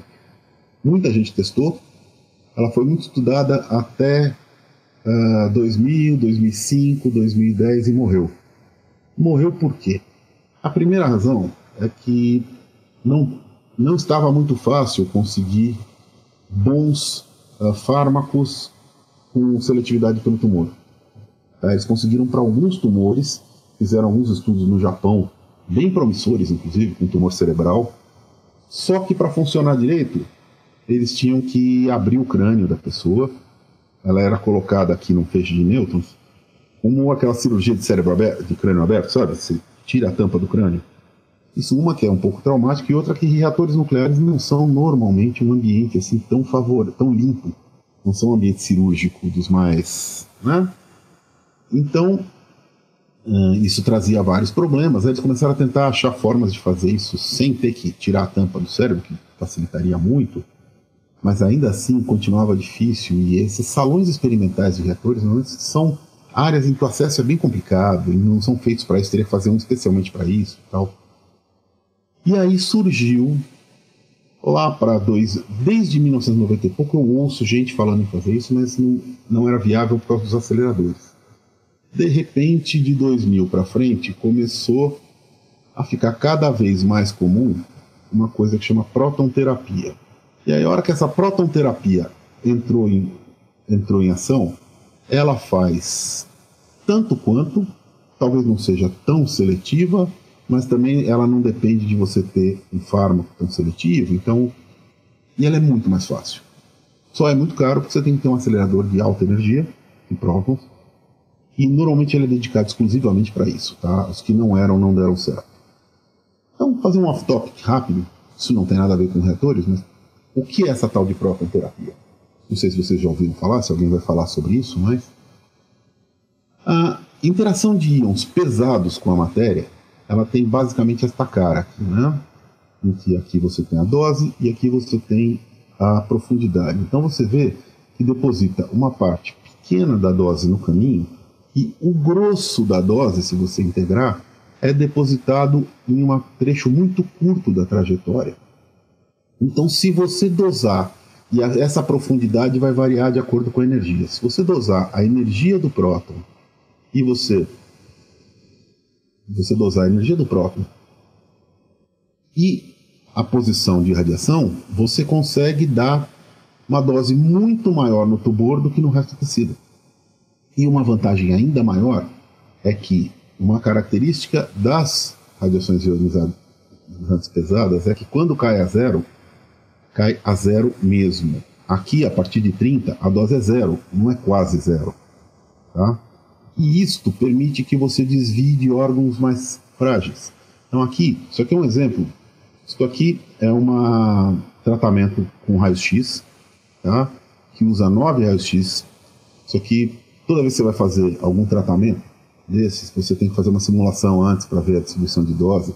Então você vê que para atingir a dose desejada no tumor, você acaba dando doses maiores ou menores, e como você vê, o verde não é tão fraco assim, em todas as estruturas ao redor, né? Inclusive aqui, que é a medula óssea. Agora, quando você faz com próton, e aqui a gente está falando em uma aplicação só, você vê que você dá muita dose no tumor, alguma dose na entrada, mas aí você mira por onde você vai fazer a entrada, e todas essas estruturas aqui, a dose é zero. Ou seja, a gente pensa, é muito, muito, muito melhor do que isso. É claro, isso exige um acelerador de grande porte, tá? Então isso não é uma coisa que você vai achar à torta e direito. Mas, existe, por exemplo, ano passado a gente conseguiu trazer para o Brasil o chefe de um dos sistemas que eles têm no Paul Scherrer Institute na Suíça. É absurdo, porque as coisas que ele contou lá de como eles... o índice de, por exemplo, para tumor no olho, 97% das pessoas, 95% das pessoas sai sem problema nenhum. Você destrói o tumor e a pessoa não tem nenhuma sequela. 5% das pessoas vão ter que usar óculos. Perda total de visão, zero.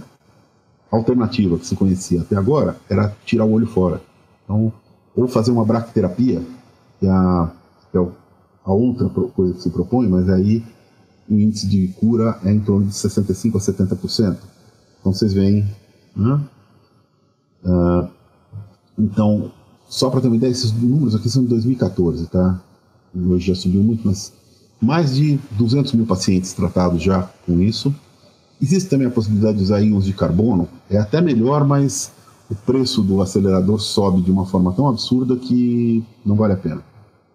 Tem hoje em 16 países, essencialmente Europa, Estados Unidos, Canadá, China, Japão. Europa, Estados Unidos e Canadá e leste, né? China, Japão, Coreia, Taiwan, Singapura e na Índia. Começou em 1954 como teste nos Estados Unidos, mas pegou mesmo no tranco um pouco depois. Os Estados Unidos fizeram os testes, mas pararam. Aí a Suécia começou a gostar da brincadeira, os Estados Unidos voltaram, a Rússia, a Inglaterra já em 89 montou o primeiro sistema 100% hospitalar, a África do Sul chegou a ter um, mas exatamente esse cara aqui do Paul Scherrer Institute falou que ele foi, e era uma coisa muito precária, parou de funcionar porque eles não tinham um acelerador dedicado, e aí não era viável. Tá? Mas hoje isso é uma coisa que está virando muito, muito usada no mundo. Não existe nenhum na América do Sul, aliás, não existe nenhum no hemisfério sul, se vocês olharem, né? Porque tinha era o da África do Sul, que não existe mais. E isso aqui existe uma promessa de um dia a gente ter um desse no Brasil, né? Vai saber. Bom, voltando à nossa programação normal, outra coisa que a gente faz é teste de dispositivos eletrônicos. Por quê? Todo mundo já ouviu falar, por exemplo, de radiação cósmica, chuveiros de raios cósmicos e tal, né? E nos chuveiros de raios cósmicos você produz várias coisas e em um dado momento você chega num nêutron.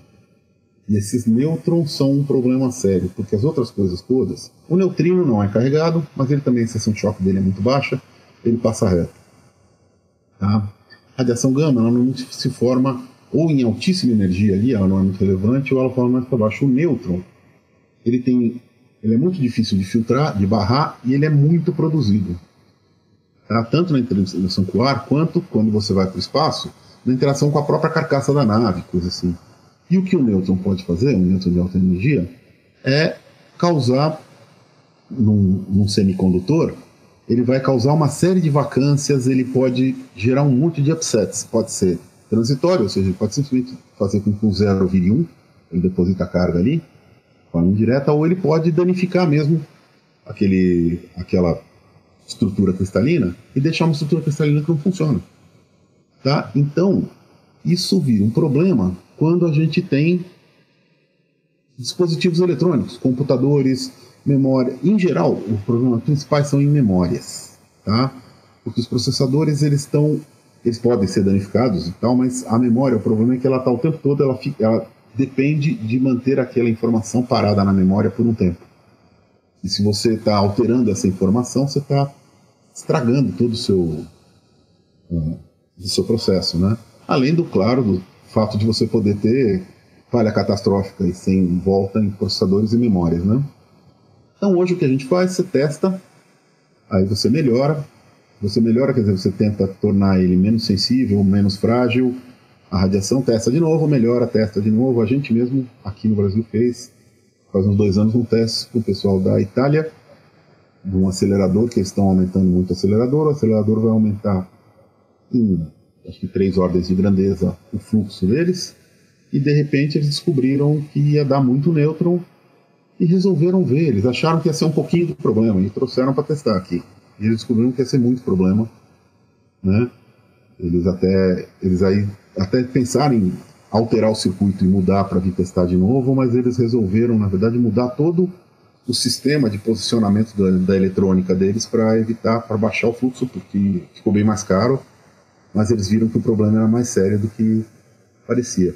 E a gente está agora com um trabalho, o CTA, o Centro Tecnológico da Aeronáutica, tem um acelerador em que eles fazem, na verdade, produção de indireta de nêutrons para testar circuitos eletrônicos também, certo? De satélites e essas coisas, para fazer certificação. Então isso é uma coisa a gente tem que testar, porque na verdade tem alguém testando na prática. Se a gente não testar aqui, a besteira vai acontecer lá em cima. Então era isso que eu tinha para falar. Só para deixar num tom mais leve, você sabe que uma coisa que a gente não faz mais é super-herói com radiação, né? Quem é antigo como eu, então sabe que antigamente o Hulk era feito por radiação, o Homem-Aranha era feito por radiação, eu acho que até os Quatro Fantásticos era radiação. Tinha até um filmezinho muito engraçadinho que chamava Super Snooper, aquelas comédias italianas besta, em que o cara ia parar num lugar de testes nucleares e ganhava superpoderes quando fazia um teste com ele lá. Hoje em dia nem isso faz mais, né? Porque agora é tudo nanotecnologia, é tudo... Os super-heróis hoje em dia são todos produzidos por nanotecnologia, nanobots e sei lá mais o que. Saindo da moda. Enfim, gente, era isso que eu tinha para contar para vocês. Né? Deixa eu voltar aqui para minha cara. Era isso que eu tinha para contar para vocês. Eu espero que vocês tenham gostado, espero que tenha dado para entender alguma coisa e tal. E se vocês tiverem alguma curiosidade, quiserem que eu fale sobre alguma outra coisa, a ideia, pelo que eu entendi, é vocês assistirem isso e depois a gente ter um tempo para ficar um tempo disponível ali para, se vocês quiserem tirar dúvida, mais curiosidades, tá bom? Então, muito obrigado por terem assistido até aqui, por terem tido paciência comigo. E tomara que vocês tenham gostado. Tchau, tchau.